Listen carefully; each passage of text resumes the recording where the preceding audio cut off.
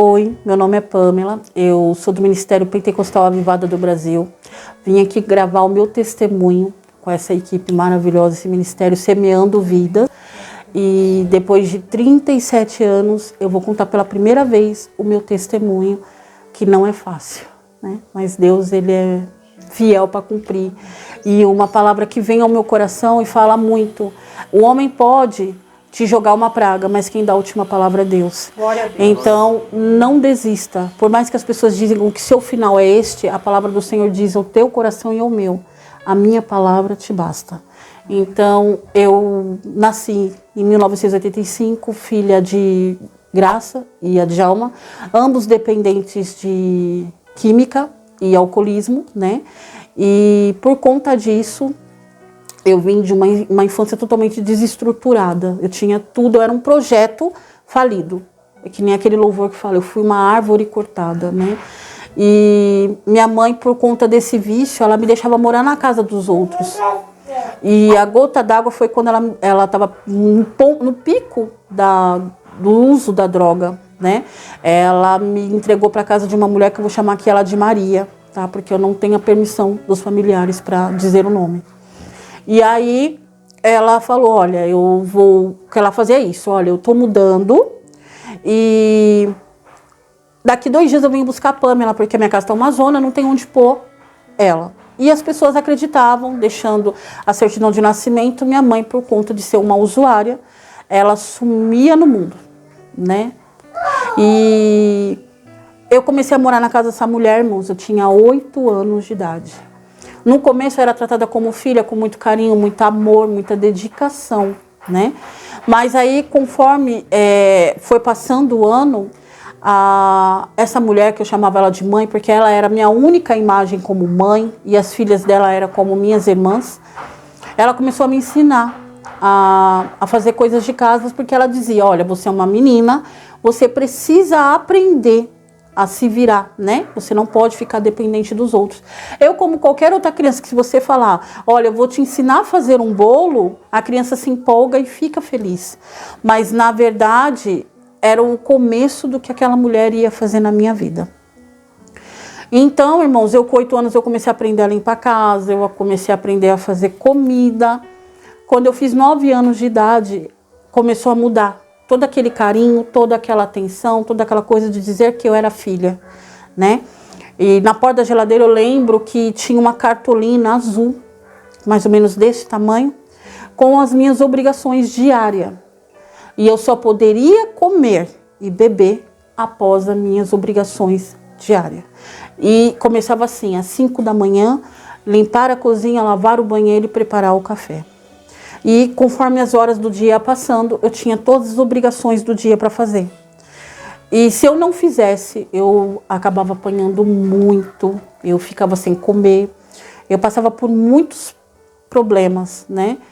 E ali eu fazia da melhor forma as minhas obrigações. E na época existia 4 horários de escola: das 7 às 11, das 11 às 3 e das 3 às 7 e das 7 às 11 da noite. Eu estudava das 11 às 3.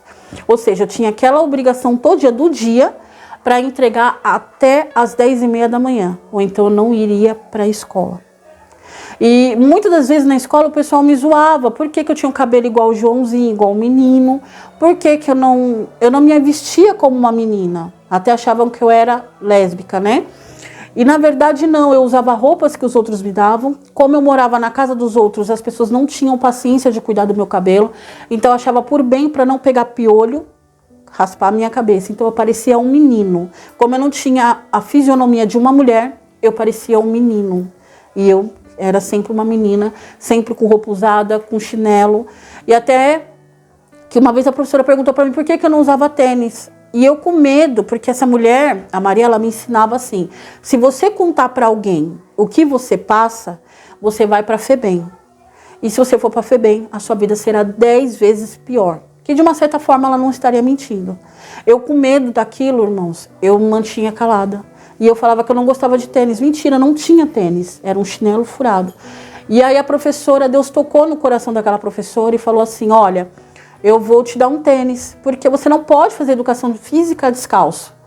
E aí, quando essa professora me entregou o tênis, ela, como eu vou chamar ela de mãe aqui, a minha mãe, na hora que chegou e viu aquele tênis, ela me deu uma surra tão grande, mas tão grande, que eu fiquei 2 dias ruim mesmo da surra.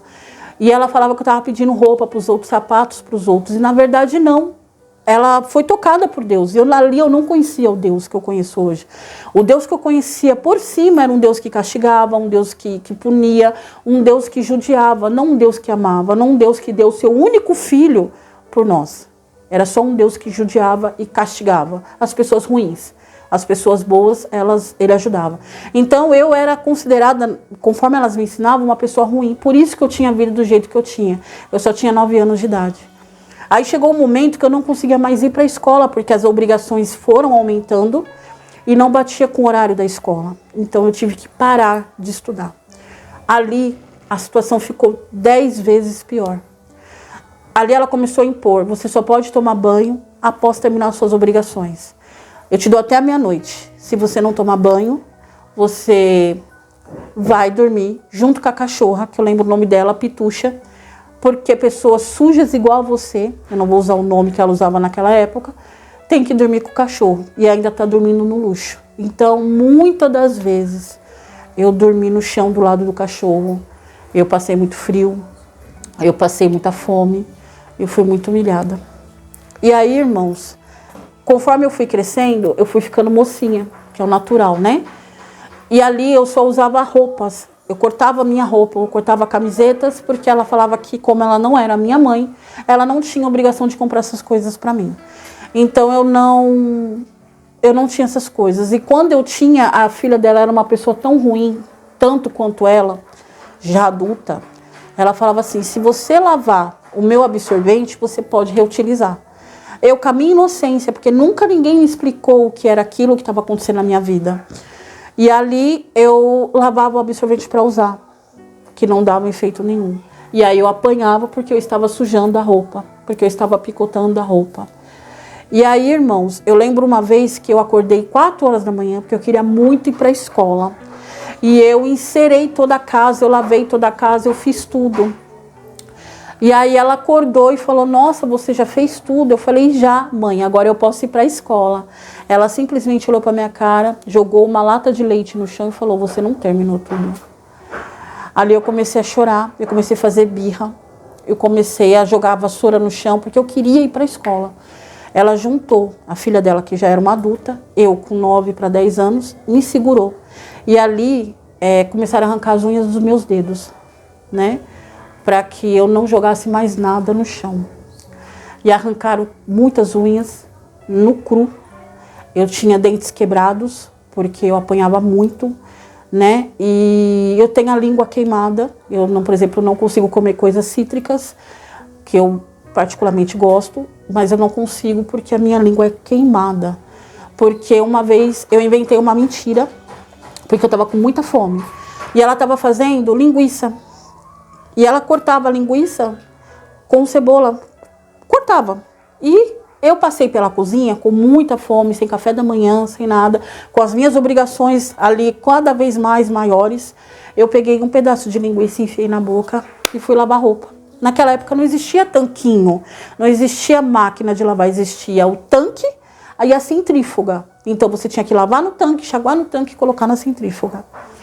E eu fazendo aquilo, eu peguei esse pedaço de linguiça para poder aguentar, porque eu não estava mais aguentando de fome. Ali ela foi pôr comida para ela e para as filhas dela. E quando eu não sabia, irmãos, ela contou cada pedaço de linguiça que tinha naquela panela. Ela chegou na porta da lavanderia e falou: Pamela, você comeu uma linguiça? Automaticamente eu sabia que se eu falasse que eu comi, eu ia apanhar.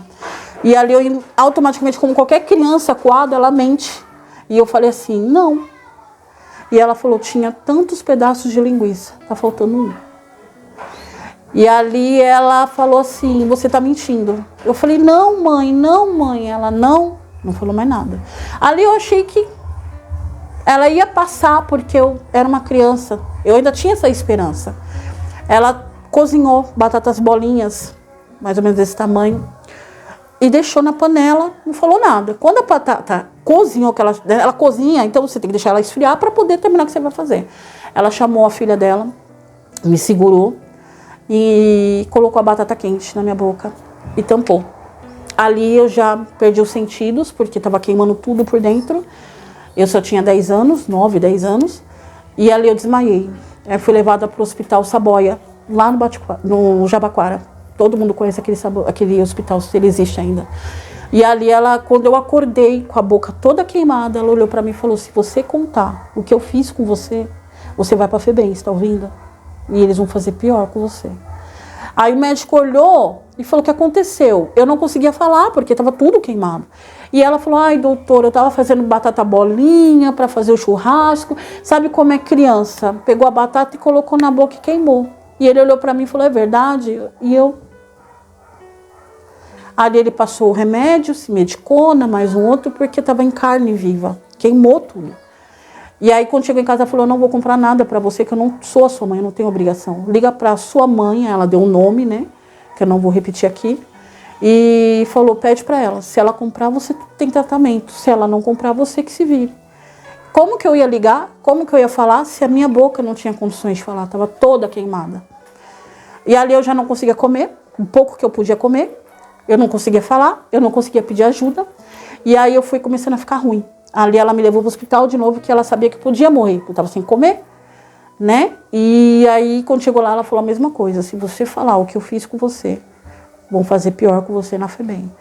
E aí o médico falou, né? E aí o médico me internou por uns dias, fazendo tratamento na minha boca. Eu tomei comida por sonda até cicatrizar a minha boca, a ponto de eu ir para casa.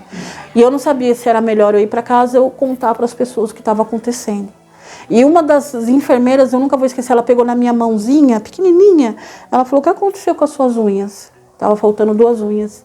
E aí eu falei para ela que eu estava brincando no quintal e arranquei a unha. Inventei uma desculpa lá que nem sei se ela engoliu. E também ela não fez questão de saber melhor. E ali eu tive a minha alta, quando eu melhorei, voltei para casa. Vocês acham que eu fui, eu vou descansar porque eu não estou bem, Não, eu já estava me esperando as obrigações. E elas não tiveram a capacidade de varrer um chão o tempo que eu fiquei internada. Então tudo estava me esperando, banheiro, casa, roupa, tudo. Irmãos, chegou um momento que eu cozinhava, eu lavava, eu passava, eu era babá. E eu tinha tudo isso para fazer o dia inteiro. E eu tinha até a meia-noite. Meia-noite 1, se eu não tomasse banho, eu não tomava mais. E ali eu dormiria com a cachorra no frio, na chuva. Entendeu? E ainda ela ria falando para mim: ora pra Pitucha, reza pra Pitucha te dar um lugar na casinha dela, porque você fedendo desse jeito nem a cachorra te quer. E eu sentava do lado da casinha e ficava esperando o dia clarear. E aí, como eu sabia que eu tinha tanto medo, irmãos, que eu não tinha coragem de abrir a porta, tomar banho de madrugada, porque eu achava que elas iam ouvir o barulho do chuveiro e eu ia apanhar de novo. Então eu esperava clarear, porque tinha um horário também para eu tomar banho. E aí eu corri e tomava banho. E ali eu tomava banho, mas praticamente eu usava a mesma roupa suja, então parecia que não tomei banho. E ali eu pedi um aniversário de 11 anos, que era o meu sonho, era ter um aniversário. E ela falou: tá bom. Eu falei: né? Que bom, graças a Deus, eu falo hoje, pensando, né, naquela época. E aí, quando chegou na hora do parabéns, ela pegou toda a minha roupa, que minha roupa não ficava no guarda-roupa, irmãos, porque eu era suja para elas. A minha roupa ficava no saco de lixo, debaixo do tanque na lavanderia, que era o melhor que elas podiam fazer por mim. Elas pegaram na hora do parabéns, que meus coleguinhas, os poucos coleguinhas que eu tinha, chegou, ela jogou no chão e falou: ó, a amiguinha de vocês é uma porca. A gente dá roupa, dá isso, a roupa dela e a roupa fedendo, irmãos. E ali os meus amiguinhos tudo em pânico, tudo me olhando, tipo... E acabou meu aniversário ali, né? Eu recolhi a roupa chorando, ela rindo, falando que eu avisei que se você não lavasse a sua roupa, se você não fizesse suas coisinhas, eu ia te humilhar, eu ia te mostrar que você está fazendo coisa feia. E olha que eu te amo tanto. Ela fez como que fala a palavra? É um teatro tão bem feito que eu saía como errada. E chegou uma fase da minha vida que, como eu roubei uma linguiça, ela fez a minha caveira para as mães dos meus colegas. Eles não me chamavam mais para aniversário porque a minha fama era roubar. Eu nunca roubei nada. Eu sempre pedi ao Senhor, mas nunca roubei nada. E ali as mães não me chamavam mais, porque sabia que eu roubava. Então, ou seja, você tá num parabéns, se virar o olho, a Pamela entra no quarto e rouba alguma coisa. E ali só ficou de todos os meus coleguinhas. Eu tenho a permissão para falar o nome dela, a Laine. E ela olhou para mim e falava assim, a tia um dia vai pagar tudo isso que ela faz com você, que ela chamava ela de tia. E ela era a única que sabia, mas assim, como nós duas éramos duas crianças, e elas, pro mundo, elas eram pessoas boas, de bom coração, índoles, perfeitas, trabalhadoras, honestas, ainda para ajudar ela era mãe solteira, então ela, né, além de ser mãe solteira, ainda adotou uma menina. A menina ainda tem coragem de falar mal dela, então assim, podia eu falar, a Laine falar, as pessoas não acreditavam, porque achavam que eu estava cuspindo no prato que eu comi, então eu não falava para mais ninguém. E a única vez que eu falei para uma pessoa, essa pessoa chegou nela, foi a única que teve coragem, era uma cliente dela, que ela era manicure, e falou, Maria, pelo amor de Deus, como você faz isso com essa menina? E aí a mulher começou a falar, mas eu acredito que a mulher não fez por maldade, ela foi no quesito de confrontar. Ali ela fez toda uma cena, falou que eu era mal criada, abriu a porta do armário, mostrou coisas maravilhosas para comer e falou, você acha que o que minhas filhas comem, essa menina não come? Olha isso, eu adotei essa menina com muito amor e carinho, sendo mãe solteira, eu compro para minhas filhas, eu compro para ela e ela me faz um negócio desse. Aí ela chamou a filha dela mais velha e falou, olha fulana, olha o que a Pamela está fazendo. A gente compra tudo bom e do melhor para ela. E o olhar dela, ali eu sabia que eu ia me lascar mesmo. E não foi por trás, não foi por menos. Quando a mulher foi embora, ali, irmãos, eu tomei uma surra de espada de São Jorge, que eu tenho cicatriz nas coxas, eu tenho cicatriz no braço, eu tinha dente quebrado que foi restaurado a partir dos meus 21 anos, porque eu tomava soco na boca, eu tomava chute na costela. Então, assim, eu apanhei tanto que a partir daquele dia eu sabia que eu não podia falar para mais ninguém. E todos os dias era profetizado sobre a minha vida. Você vai ser igual a sua mãe. Você vai ser uma usuária. Você vai se vender igual a sua mãe. Você vai ser um lixo. E eu falava assim, por que esse Deus me acha ruim? Que quem fez as escolhas de vida foi a minha mãe, foi o meu pai. Eu sou só uma criança. E ali eu não sabia que Deus existia, que Ele me ouvia desse jeito. Eu achava que Ele estava me julgando por conta dos meus pais fazerem escolhas erradas. Era esse Deus que eu conhecia. Aí fui crescendo, irmãos, fui crescendo. Ali eu já não tinha mais vaidade, ali eu já não tinha mais roupa, eu não tinha mais nada. E aí a filha dela mais velha, que era uma santa, na visão dela, engravidou.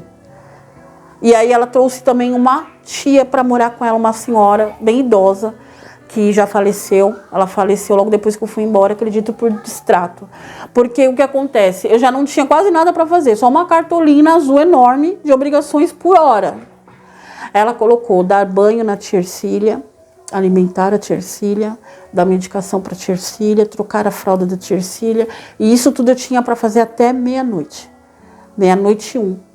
A regra não mudou. Então, eu morava numa casa de 2 andares, planejada, né? Eram casas geminadas. Então, eu tinha que colocar, imagina, eu pequena, com 12 anos, acredito eu, 12, 13 anos, eu puxava a tia Ercília na cadeira de banho, colocava ela no alto da escada. Ali eu dava banho na tia Ercília, porque não tinha como levar para o banheiro lá embaixo. A água vinha escorrendo, escada abaixo. Então eu puxava o sofá no meio da sala, puxava, dava banho naquela senhora, trazia ela de volta para dentro do quarto, trocava a roupa de cama dela, trocava o curativo dela, que ela tinha umas feridas nas pernas. E depois tinha que vir lavando a escada, para não ficar com o cheiro do banho da senhora. Lavava a sala, colocava tudo no lugar, já com a comida no fogo. Eu fazia comida, mas eu não podia comer a comida. E quando eu comia comida, era o resto da comida. Era aquela comida que a gente normalmente põe para o cachorro comer. Era isso que eu tinha que comer. E eu tinha que agradecer todos os dias na minha vida, porque eu estava comendo aquilo. E aí a Benci engravidou e ela não fazia mais nada. Ali ela não tinha coragem de lavar próprias roupas, nada. E aí ficou o quê? Você lava nossas roupas, depois que secar as nossas roupas, você lava a sua. Agora você imagina naquela época, só existia centrífuga, o quintal dela era minúsculo, e ainda para ajudar era meio coberto, então eu lavava a roupa de 3 pessoas e tinha que esperar secar todas para poder lavar a minha, nesse tempo de frio, de chuva. Quando secava a roupa delas, eu ia lavar a minha. Só que, porém, você não vai usar nosso sabão em pó, você não vai usar a centrífuga, porque você está lavando roupa de cachorro. Roupa de cachorro não se lava, não se põe na centrífuga. Aí elas me davam aquele sabão feito de casa, e eu lavava minha roupa. Meus dedos aqui era tudo esfolado, porque como lavava na mão, então era tudo esfolado. Sem unha, esfolado. E ali eu lavava minha roupa, torcia na mão e colocava no varal pingando. Se a minha roupa não secasse em 2 dias, centrifugada, secava em 3, 4, tempo de chuva, a minha tinha que secar torcida na mão em 2. Era jogada no chão, colocada no saco de volta, porque já estava na hora de lavar a roupa delas. E elas não iam ficar com roupa suja, porque a sua roupa estava secando.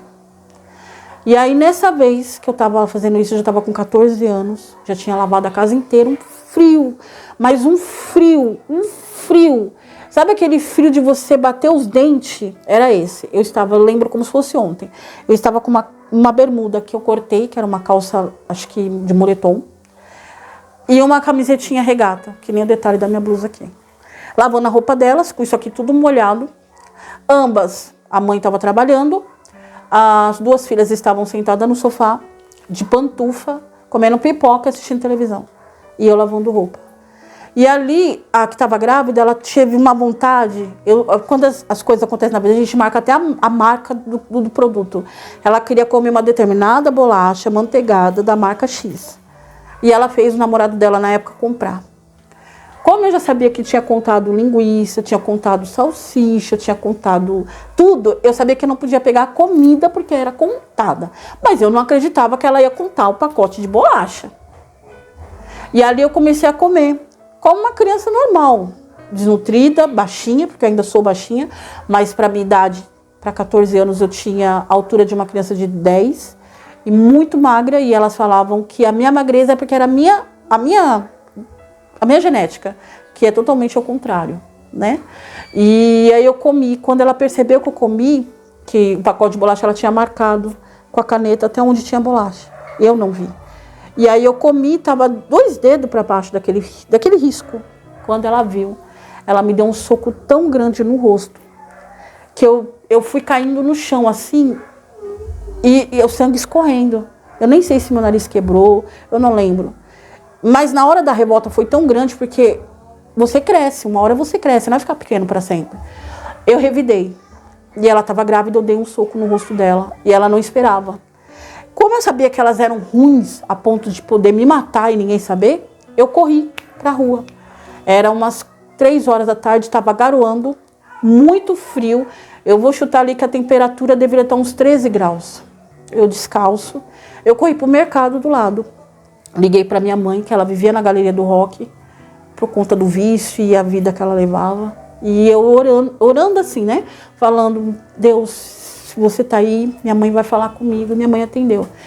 Eu ouvi a voz da minha mãe, eu falei, minha heroína tá aqui.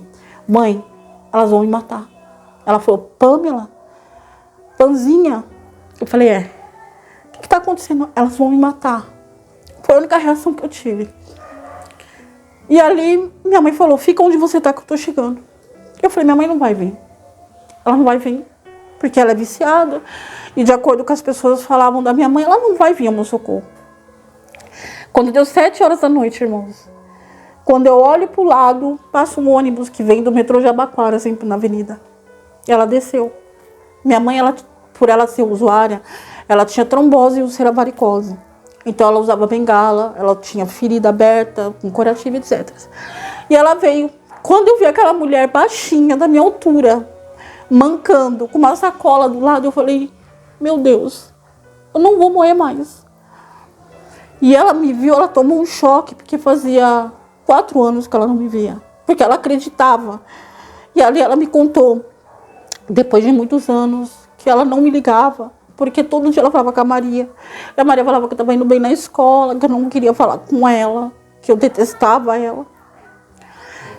E ela me olhou e falou, Pamela, é você, minha filha? E eu falei, sou eu. E eu tentando contar, chorando, ela falou, para, o que você quer comer? E eu falei pra ela, eu quero aquela bolacha que eu apanhei. Eu não falei pra ela que eu tinha apanhado por aquela bolacha. Porque eu queria devolver pra ela, porque ela bateu por causa de uma bolacha, então eu vou devolver a sua bolacha. E minha mãe falou, tá bom. Você vai entrar no quintal. A porta dela era de madeira, que tinha aqueles quadradinhos que a gente vê, a visita, quando chama. E ela falou, eu vou encostar do lado, você não fala nada. Você vai entrar e não fala nada. Eu falei, tá bom. Entrei. Bati na porta, chamei ela. Ela abriu a janelinha de vidro. E aí, abençoada, que ela me xingou de vários nomes. Até que enfim você voltou, porque eu já liguei pra mãe. E a mãe já falou pra separar aquele cinto pra você. Nisso a minha mãe enfiou a cara assim, ó, na janela. Quando ela viu a minha mãe, ela quase caiu assim. Tia Graça, quanto tempo, que saudade, tia Graça. E minha mãe olhando pra ela, aí viu ela de pantufa, com toda cobertinha, a irmãzinha dela que era um bebê, não tem culpa nenhuma, também toda cobertinha, e ela olhou pra mim, descalço, com shorts, que era uma calça cortada, uma camiseta regata, e molhada, muito frio. Minha boca chegava a ficar roxa. E ela disse, eu não tô entendendo, qual o segredo aqui? E ela disse, ai tia Graça, você não sabe que a Pamela aprontou. Olha, ela me bateu porque eu falei pra ela ir tomar banho porque tava muito frio. E minha mãe olhou pra ela assim, com um olhar de tipo ódio. Minha mãe falou, só dá uma troca de roupa e o documento da minha filha que eu tô levando embora. E ela, não vou dar, não vou dar. E eu sabia onde estava, eu peguei. Aí de pirraça, irmãos, peguei uma calça que ela mais gostava e uma blusa de frio. De pirraça, peguei. E coloquei na roupa, falei, vou embora. Quando ela viu a roupa, ela não teve nem reação de me xingar, porque ela estava olhando minha mãe tava com uma bengala enorme. Ela sabia que se xingasse, minha mãe ia sentar a bengala na cabeça dela. Minha mãe ainda falou, mulher grávida não pode apanhar na barriga, mas na cara pode. Então ela não reagiu. Peguei a roupa, aí ela ligou para a mãe dela, mãe, a tia Graça veio buscar a nossa irmãzinha, e eu não vou ficar sem minha irmãzinha, o que eu vou fazer sem a minha irmãzinha? E a minha mãe pegou o telefone, falou com ela, falou, Maria, pede para Deus não fazer, não permitir que eu faça a mesma cortesia que você fez com a minha filha todos esses anos. E desligou o telefone. Ali eu saí com a roupa que eu tinha, com a minha mãe e uma esperança no coração que ia melhorar. Ali ela me levou para Guarulhos, para casa do meu tio. Quando meu tio me viu, meu tio chorou, porque eu estava careca, com os dentes quebrados, unhas dos pés e da mão faltando, a boca queimada, muita cicatriz no corpo. E ele falou, você está morando na rua, minha filha? E eu falei, não. E contei para ele. Como eles eram irmãos gêmeos, que minha mãe já faleceu, ele deu uma surra na minha mãe. Porque ele estava com tanta raiva que ele falou, eu pedi tanto para você me dar essa menina, Graça, e você deixou essa menina ficar nesse estado. Mas ele ficou louco. Isso, minha mãe me deixou por lá por um tempo. Ali eu fui começando a aprender coisas de meninas. Eu já estava com quase 15 anos. Ali eu comecei. Quando eu cheguei numa certa idade, minha mãe veio me buscar. Eu já tinha 15 e meio. Minha mãe veio me buscar. E ali, minha mãe falou, agora chega, você vai ter uma casa. Irmãos, o meu maior sonho era ter uma casa, ter uma família. Se eu falar para vocês que hoje eu tenho inveja de alguma coisa, eu não sei trabalhar com inveja, eu não tenho inveja de ninguém. Mas o único momento da minha vida que eu tinha inveja era o momento que eu queria ter uma mãe, um pai e uma casa. Eu não queria mais morar na casa dos outros. E aí, quando eu cheguei na casa que minha mãe disse que era nossa, a primeira coisa que eu bati o olho, que eu vi um filme chamado assim, que é com a Sandra Bullock, que ele fala, é sobre um sonho de jogador de futebol americano que ela adota. E ele fez uma cena que fez eu chorar muito na época. Que ele olha pro quarto inteiro, mas a única coisa que chamou a atenção dele foi a cama. E ela pergunta para ele, por que você tá emocionado? E ele disse, porque eu nunca tive uma cama. Ali eu chorei junto. Porque, irmãos, eu não tinha uma cama. Eu dormia com a cachorra. E quando eu conseguia tomar banho, eu dormia no quarto. Porém, num colchão dessa finura. E aí eu lembro que uma vez eu passei pelos mercados, sabe aqueles caixotes de feira? Eu peguei um monte. E ela só olhando, a mulher. Eu montei no meu quarto, um quarto que dormia essa senhora também. Coloquei o colchão, que era só um pano. Coloquei uma coxa, então minha cama ficou da altura da senhora. Eu falei, olha, agora eu tenho uma cama. Irmãos, quando eu deitei naquela cama, eu falei, pá, os caixotes, que é o normal. Ela pegou aqueles caixotes, tacou metade na minha cabeça, fez eu jogar o resto fora e ainda me fez dormir no quintal de novo, porque simplesmente eu fiz barulho e acordei ela de madrugada. E quando eu cheguei na casa da minha mãe, que eu vi aquela cama, eu fiquei em choque. Que eu falava, eu tenho uma cama. Eu tenho uma cama. Minha mãe assim, guarda-roupa é seu. Eu falei, minha vida tá começando. Só que minha mãe nunca largou o vício das drogas. Aquela alegria durou pouco, porque ela parou de pagar aluguel. Foi vindo uma ordem de despejo. Ela arrumou um namorado na época. E ela era usuária e alcoólatra. E ele era alcoólatra. E uma vez eu dormindo na cama, ele veio me cutucar. E aí eu contei pra minha mãe. Na intenção, a minha heroína. Até então. E ela olhou pra minha cara.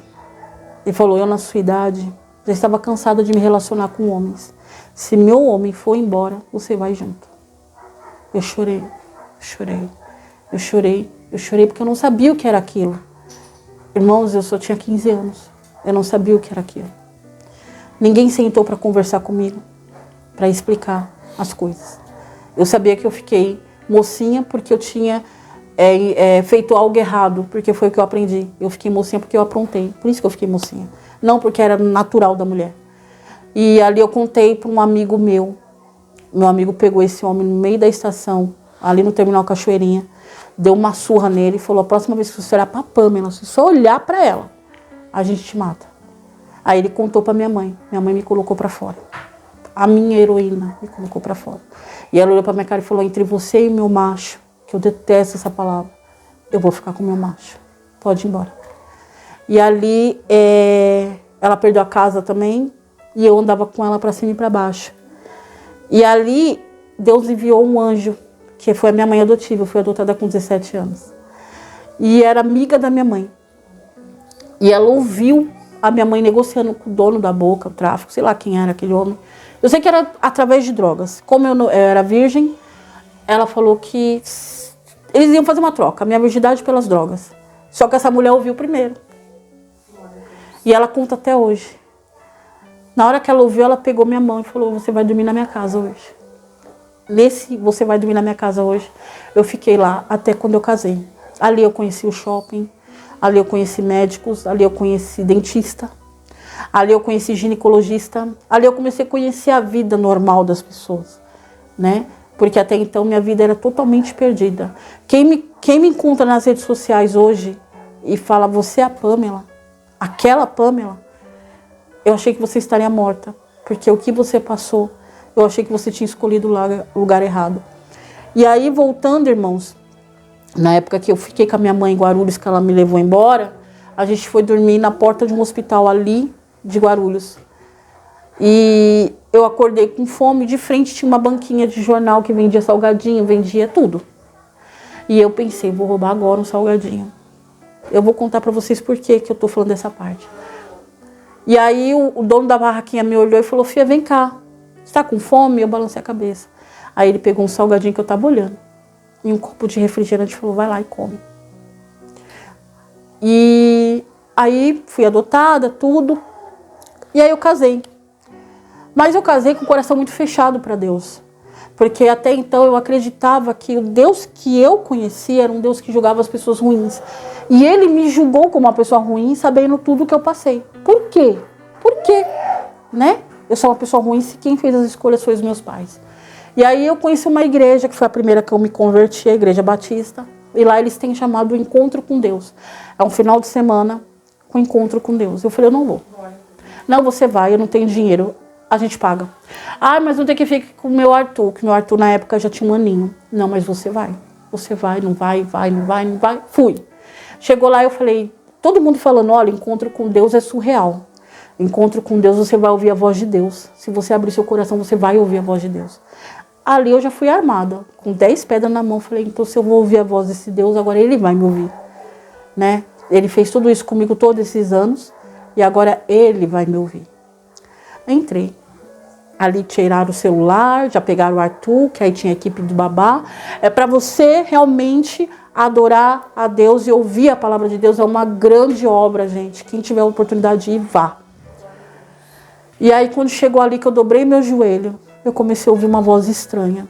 E ali Deus, ele cuidou tanto dos detalhes, que ele podia ter aparecido com uma voz familiar, mas ele usou a minha própria voz para falar comigo.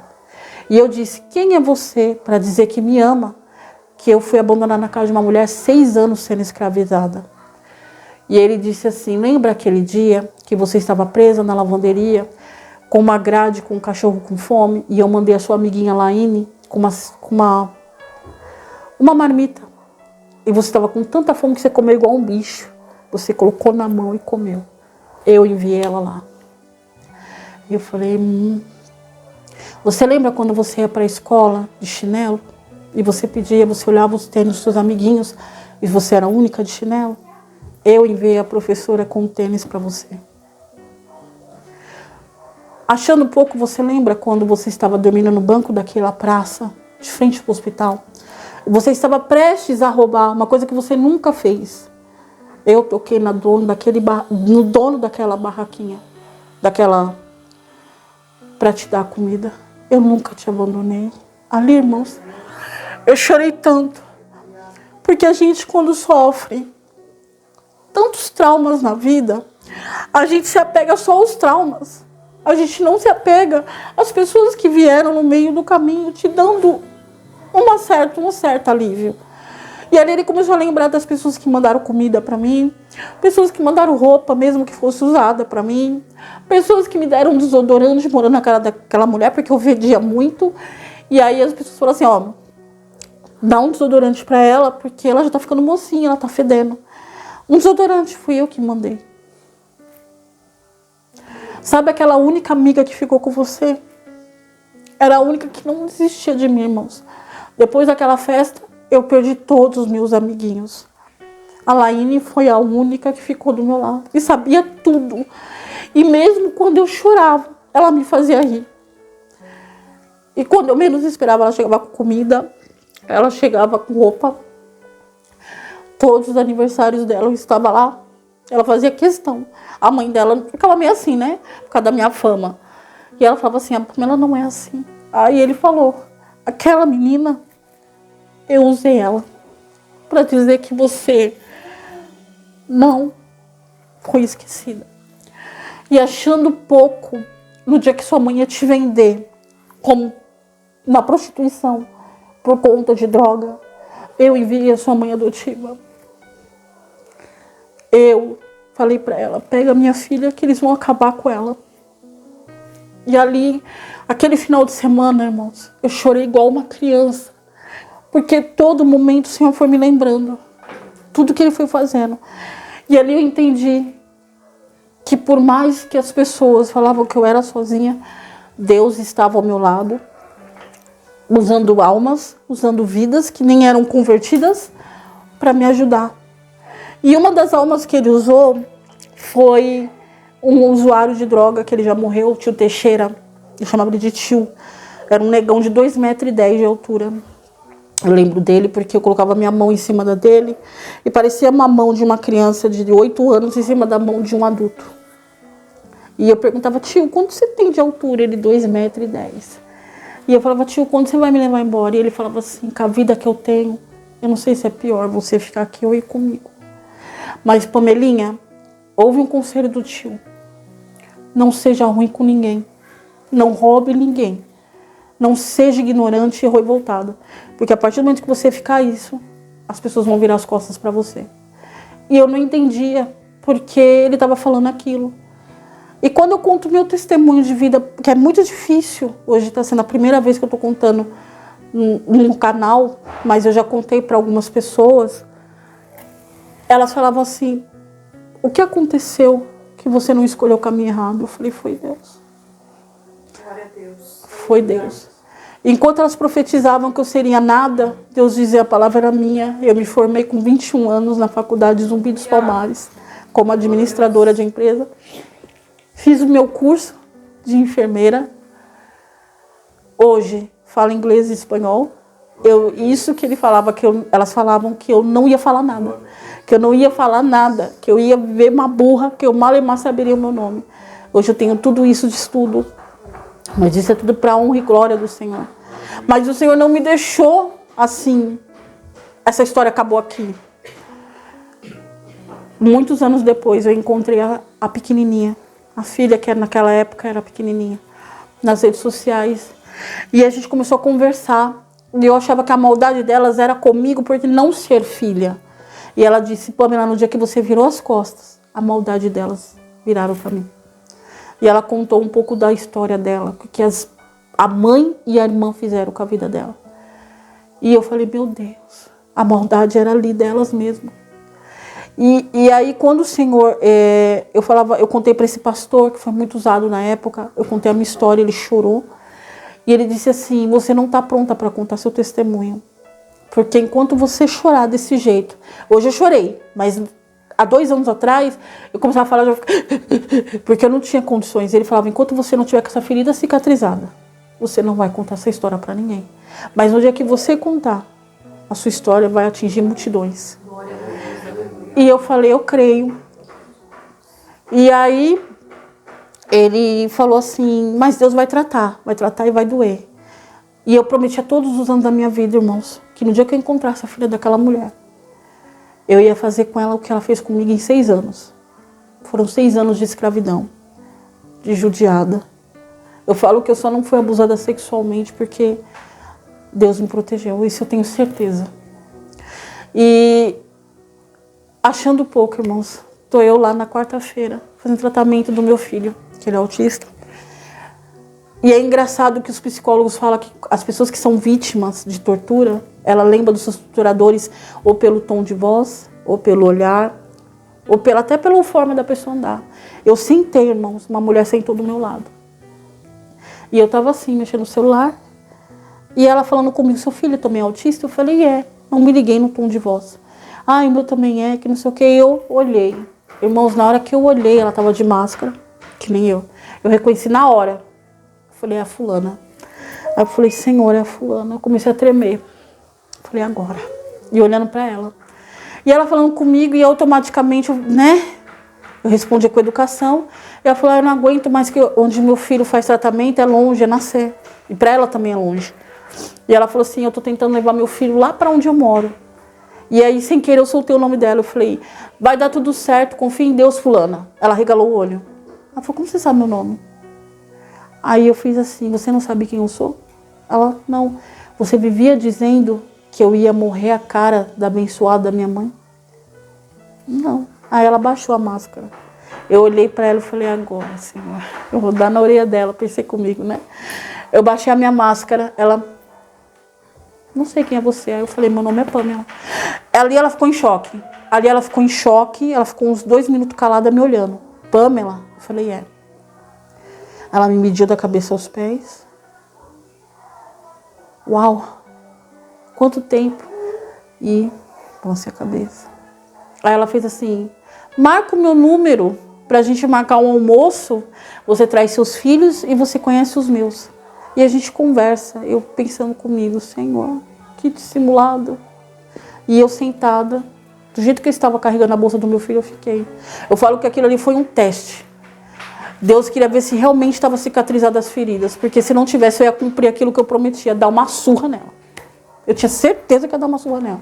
E ali eu não tive. Do mesmo jeito que eu fiquei sentada com a bolsa no colo, porque eu não me levantei para dar um abraço, apesar dela ter estendido os braços. E aí ela fez assim, nossa, aonde está a tia? Que era minha mãe. E eu falei assim, ela já morreu já faz 9 anos. E ela fez, nossa, a nossa mãe também. Eu falei, a tua? Ali ela já regalou o olho. Tipo assim, opa, ela não esqueceu quem sou eu, né? Quem foi eu lá atrás? E aí ela deu um sorriso, pediu para eu anotar. Eu fingi anotar o número dela no celular. Ela foi embora. Eu tirei do contato. E eu olhei para a coisa e comecei a chorar. Mas não porque eu não fiz o que eu queria, mas eu vi que Deus tinha me curado.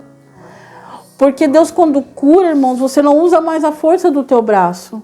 Você entrega na mão dele. Porque você sabe que ele é fiel para cumprir.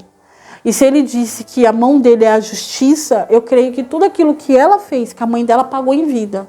Não que eu estou desejando a morte, o sofrimento do próximo, claro que não. Mas Deus justificou o que a mãe dela fez comigo. E o Senhor disse, eu vou justificar aqueles que te humilharam. Eu vou julgar aqueles que te humilharam. E ali eu vi ela, eu fiquei olhando. E eu falei, eu não creio no negócio. Eu saí dentro daquele posto, eu liguei para minha irmã. Carol, adivinha que eu encontrei fulano? Ela, mentira. Eu falei, verdade. Ela, meu Deus, você não deu uma surra nela? Eu falei, não, Deus me curou. Ali eu falo que Deus me curou. Irmãos, por quê? Você passa 6 anos ouvindo palavras malditas. Apanhar por simplesmente você estar acordada.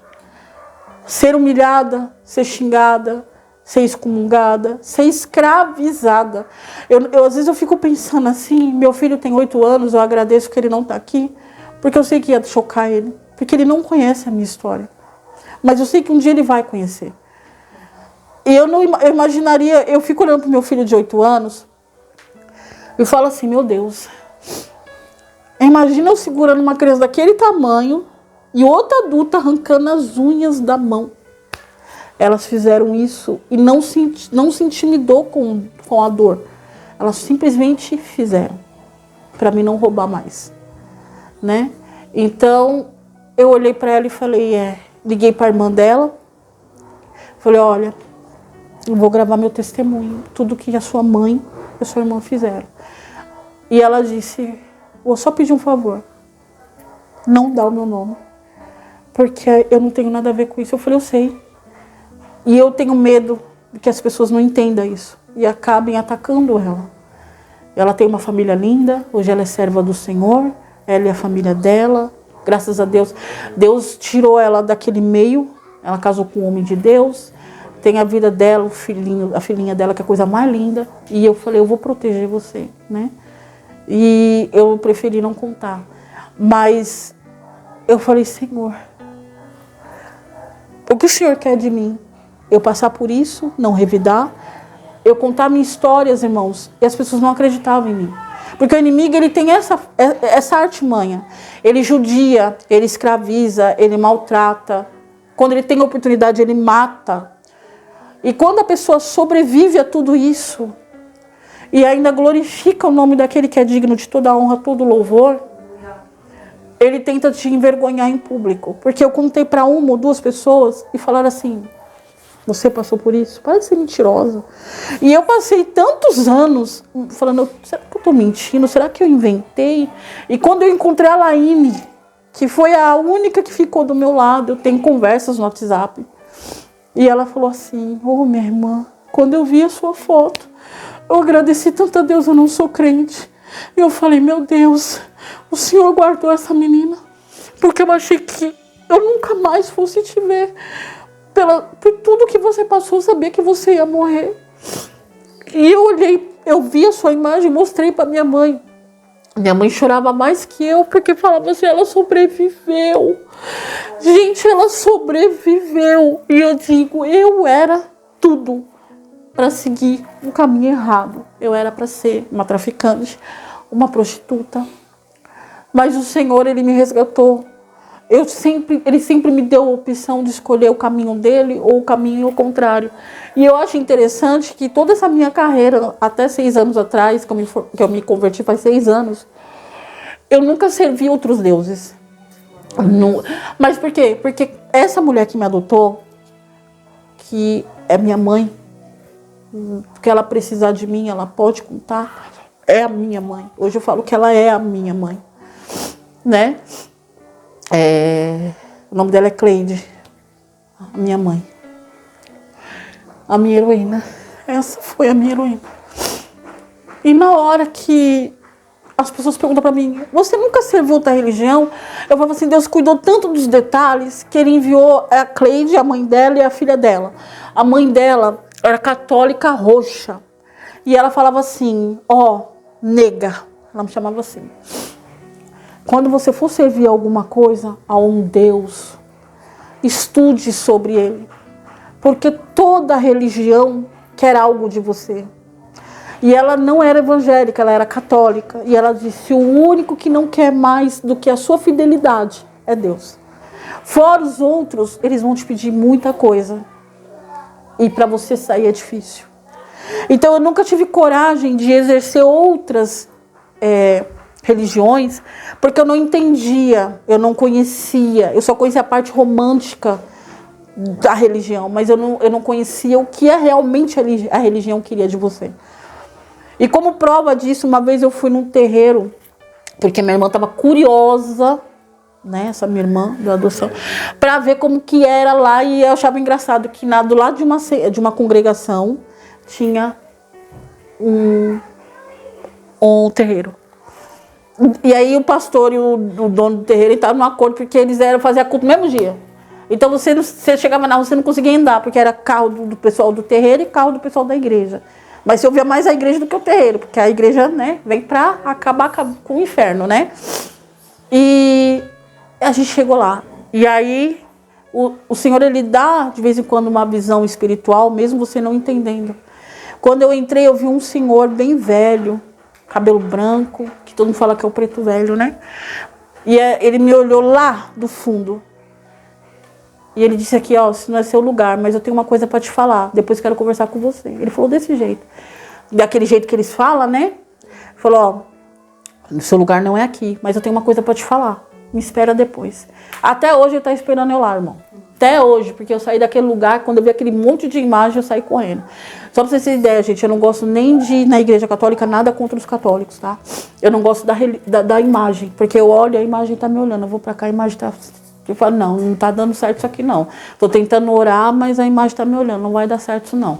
Então eu nunca fui católica, nunca fui de outras religiões. E quando eu achei a minha, que é o evangelho, e eu digo que eu achei o lugar onde eu deveria estar. E o Senhor falou comigo naquele encontro, eu te cheguei para te ajudar. Você, a partir de agora, você está conhecendo a verdade. E a verdade vai te libertar, ela vai te curar, ela vai te restaurar.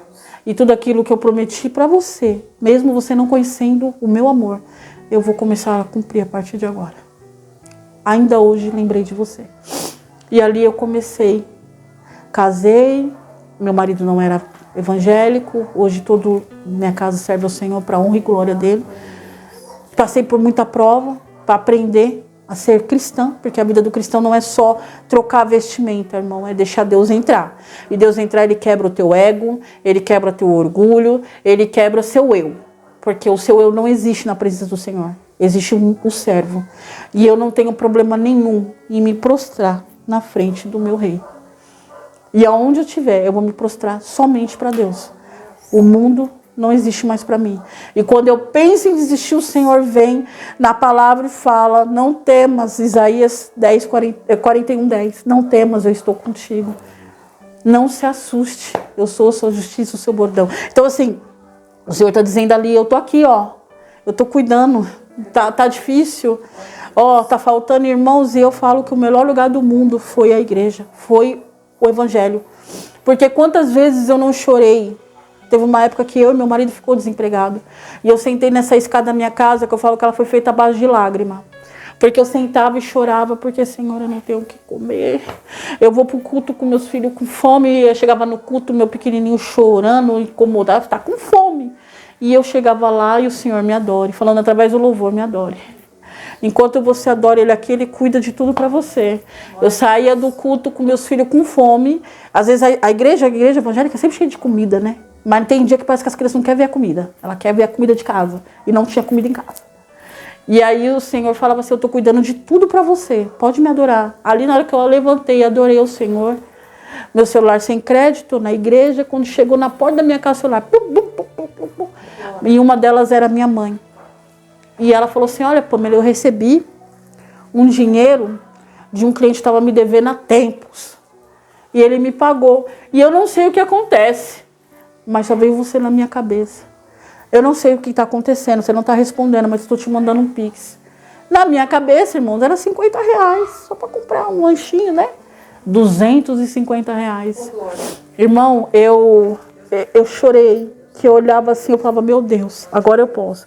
Eu dava o resto do arroz e feijão e de manhã eu corria para o mercado. Então, o que eu falo para você que está fora da igreja, para você que está aí no mundo sofrendo, Deus, Ele é fiel para cumprir É mais fácil você passar na luta do lado daquele que está à frente da guerra do que passar sozinha sabendo que vai perder. Porque quando você está sozinho, você está usando a força do teu braço, você não está debaixo da direção de Deus, é certeza que você vai perder. Porque o dono dos exércitos não está do seu lado. E Deus não é bagunçado. Ele não vai entrar sem a sua permissão. Ele vai entrar a partir da sua permissão e da sua fé. Ali ele vai trabalhar, ele vai encher teu armário, ele vai encher o teu guarda-roupa, porque quando eu me converti eu ia de chinelo e vestido e chinelo, né? Porque era a única roupa que eu tinha. O Senhor hoje me dá roupa para me escolher qual combina com o sapato, entendeu? Qual o sapato que eu quero? Não, esse não combina com o meu cinto. E eu ia de chinelo para a igreja. Uma vez eu ouvi uma irmã falar assim, eu não tenho coragem de ir para a igreja de chinelo. E eu falei, vende a mim como estás, mas não permaneça como está. Se você está vindo com o seu celeiro vazio, eu vou transbordar. Se você está vindo com seus filhos no mundo da droga, vem que eu vou transformar. Se você está vindo com seu marido viciado, em cárcere, entra na minha presença, que eu vou mudar. Então, creia que Deus ele é fiel para cumprir. Ele vai mudar a sua história, como ele mudou a minha. Tem um louvor da Elaine Martins que ela fala, se Deus mudou a minha vida. E eu falo que aquele louvor fala muito comigo, porque eu falo, se Deus mudou a minha vida. Uma pessoa que conheceu um Deus que castigava, um Deus que judiava. Uma vítima de escravidão de 6 anos, né? Foi 6 anos de escravidão. E hoje eu olho que eu prego o evangelho, eu levo o evangelho para quem precisa, eu levanto para ajudar aqueles que necessitam, sem querer que meu nome seja. Mas eu falo, e as pessoas falam assim, eu acho interessante que você ajude e não dá seu nome. Eu falo, fala que foi Deus. Porque se não fosse Deus na minha vida, eu não chegava aqui com a bênção. Então não fiz nada, foi Deus, eu sou um instrumento, eu não quero que eu cresça. Eu quero que eu diminua e a presença dele venha crescer na minha vida, venha me ajudar outras pessoas, que o meu testemunho venha para dizer para você que a sua história não acabou. Por mais que as pessoas usem palavras ditas para a sua vida, que você não será nada, mas o Senhor diz a você essa noite, essa manhã, essa tarde, eu quem dou a última palavra. Eu sempre falo para as pessoas, quando as pessoas estão passando por um problema, eu falei, isso não é o fim, isso é uma vírgula. Por que é uma vírgula? Porque quando você está lendo um texto, não tem uma vírgula, porque é para você dar uma pausa, respirar e dar continuidade no texto. Então Deus ele só pôs uma vírgula. É o tempo de você parar, respirar e dar continuidade no que Deus tem para a tua vida, como eu tenho hoje, eu agradeço. Hoje eu tenho a minha casa, que era uma coisa que eu sonhava muito a Deus. Eu falava, Senhor, eu quero minha casa, eu quero a minha família, eu tenho a minha casa, eu tenho o meu marido, eu tenho 2 filhos maravilhosos, tenho o meu ministério, que é uma bênção na minha vida, faço parte de grupo de igreja, que também é só Deus na causa, oh, Deus maravilhoso, Deus brada, Deus entrega, Deus levanta, Deus unge, Deus cura através daquelas irmãs, é um ciclo de oração avivado. Eu pedi amigas verdadeiras, eu tenho amigas hoje na fé, tenho irmãs na fé, que oram por mim no momento que eu levanto, no momento que eu deito, se eu mandar uma mensagem, se eu falar, estou passando, a bênção chega. Então, é isso ser evangélico, é isso servir ao Senhor. Você não está sozinho. O Senhor ele vai enviar providência, o Senhor vai enviar pessoas, o Senhor vai enviar ministério para mudar o seu cativeiro, para mudar a sua história, para você glorificar o nome dele. E não desista do seu ministério, não desista do seu chamado. Eu agradeço os irmãos que estão aqui. Não desistam do chamado de vocês. É um chamado maravilhoso. Tem muitas pessoas com testemunho igual o meu, até piores, né? Que precisam dizer, precisa ser falado, não para que eles venham crescer, mas para que a palavra do Senhor venha ser maior.